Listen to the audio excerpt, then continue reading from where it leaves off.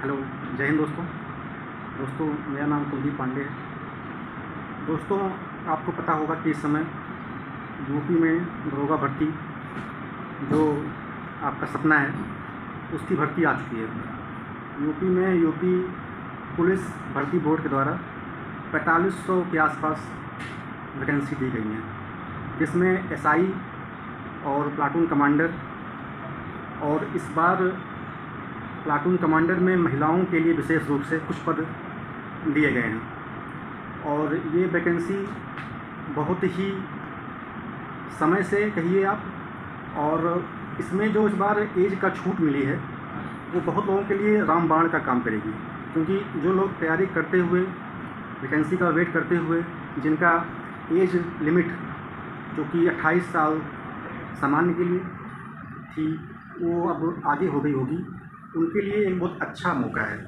क्योंकि इस बार 3 साल का जो एज में छूट मिली है उससे मेरे भाइयों को बहुत बड़ा फ़ायदा होगा और वो इस भर्ती में शामिल होंगे और अपना बेस्ट दे पाएंगे।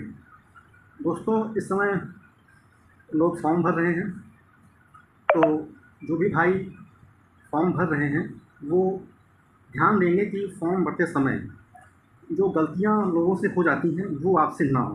क्योंकि ऐसा होता है कि कई बार देखा गया है कि एसएससी और बैंक बहुत से एग्ज़ाम में लोगों के फॉर्म निरस्त हो जाते हैं। तो आपके फॉर्म निरस्त ना हो इसके लिए आप ध्यान रखेंगे कि जो फॉर्मेट में जो चीज़ें भर्ती बोर्ड ने अपनी विज्ञप्ति में बताई है आपको वैसे ही चीज़ों को भरना है। सबसे इसमें ज़रूरी जो आपकी फ़ोटोग्राफ है, जब आप अपनी फ़ोटो अपलोड करेंगे वो फ़ोटो आपकी तत्काल की हो और फ़ोटो एकदम साफ़ हो। आप उसमें कैप या हुडी या कुछ भी आप ना पहने, आपका फेस एकदम सामने हो और आपका पूरा फेस स्पष्ट दिखे, और आपका जो बैकग्राउंड हो वो या तो वाइट कलर में हो या ब्लू कलर में हो, जिससे आपकी फ़ोटो में कोई डाउट ना आए। दूसरी बात इसमें डेट ऑफ बर्थ की है। आप जब फॉर्म भरें उसमें अपनी डिटेल्स जब आप फिल करें तो उसमें डेट ऑफ बर्थ आपके हाई स्कूल जो आपकी मार्कशीट है उसके अकॉर्डिंग भरें। आपके आधार कार्ड या किसी अन्य डॉक्यूमेंट का जो इसमें मेंशन हो वो ना भरें। आपका जो भी हाई स्कूल की जो मार्कशीट है उसमें आपका जो आपका डेट ऑफ बर्थ है वही आप भरें। ये खास बात का ख्याल रखें, क्योंकि इससे आपका जो एज लिमिट है, आपका जो छूट है या आपका जो इसमें आपको जो फ़ायदा मिल रहा है वो आपके डेट ऑफ बर्थ से ही देखा जाएगा। अगर आपने अपनी डेट ऑफ बर्थ गलत फिल कर दी है तो ये दर्शाता है कि आपने भर्ती बोर्ड से झूठ बोला और अपनी एज छुपाई। तो ये चीज़ें बाद में ना आप फेस करें, इसके लिए ज़रूरी है कि आप फॉर्म भरते समय ही ध्यान रखें। और तीसरी बात इसमें जो भी भाई EWS, SC, OBC या ST के अंतर्गत आते हैं वो जब फॉर्म भरें तो उस समय ही उनके पास ये सुनिश्चित कर लें कि फॉर्म भरने के समय ही उनके पास ये सारे डॉक्यूमेंट उपलब्ध हों।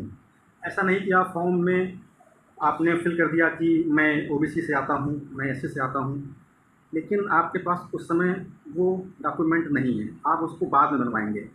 तो ऐसा ना करें, क्योंकि इससे आपका फॉर्म निरस्त कर दिया जाएगा। क्योंकि जब आप फॉर्म भर रहे हैं उस समय आपके पास ये डॉक्यूमेंट होना चाहिए। तो बहुत ध्यान रखें, ज़्यादा कोई इसमें हेक्टिक काम नहीं है, बहुत आप रिलैक्स माइंड से आप उसको फॉर्म भरिए। और आप जहाँ फॉर्म भर रहे हैं, अगर आप कैफ़े से फॉर्म भरवा रहे हैं या किसी दुकान से फॉर्म भरवा रहे हैं तो वहाँ ये देख लें कि वहाँ ज़्यादा भीड़ भाड़ तो नहीं है। जब आप जा रहे हैं फॉर्म भरने, ज़्यादा भीड़ भाड़ ना हो, थोड़ा सा शांत माहौल जिस टाइम रहे तब आप वहाँ पे जाइए, जिससे जो आपका फॉर्म फिल करता है ज़्यादा भीड़ भाड़ होने से वो हड़बड़ी में आपका फॉर्म भरेगा, जिससे चीज़ें आपकी ख़राब हो सकती हैं। कोई रॉन्ग एंट्री हो गई आपके एड्रेस में, आपके नाम में या आपके डॉक्यूमेंट में, तो वो चीज़ें आपको फिर दोबारा आप उसको चेंज नहीं कर पाएंगे। और हाँ, इसमें करेक्शन का कोई डेट इसमें नहीं दिया गया है। आपने अगर एक बार आपने फॉर्म सबमिट कर दिया तो आपका फॉर्म दोबारा ओपन नहीं हुआ, इसका आप ध्यान रखें। और तीसरी बात ये है कि अब देखिए, अब आते हैं तैयारी पे। तैयारी मैंने कैसे की या मेरी क्या स्ट्रेटजी थी, ये मैं आपको आगे बताऊंगा। लेकिन मैं आपको बता दूं कि इसका पैटर्न क्या क्या है। इसमें 160 क्वेश्चन आते हैं जो 4 पार्ट में होते हैं: हिंदी, रीजनिंग, मैथ और सामान्य ज्ञान। हर पार्ट के 40 क्वेश्चन पूछे जाते हैं और इसमें यही आपका प्री है, यही आपका मेंस है। इसमें एक एग्ज़ाम होता है लिखित, यही होता है 160 क्वेश्चन का, और ये जो है 400 मार्क्स का होता है। और इसमें आपको कोशिश करना है कि 35% मार्क्स हर भाग से या हर सेक्शन में आप ले आएँ, क्योंकि ये भर्ती बोर्ड ने एक मानक रखा है कि जिन छात्रों का 35% मार्क्स हर भाग से नहीं आएगा वो लोग एग्ज़ाम में क्वालिफाई नहीं कर पाएंगे। आपको टोटल 50% लाना है। आपको 400 नंबर में से 200 नंबर तो लाने ही लाने हैं।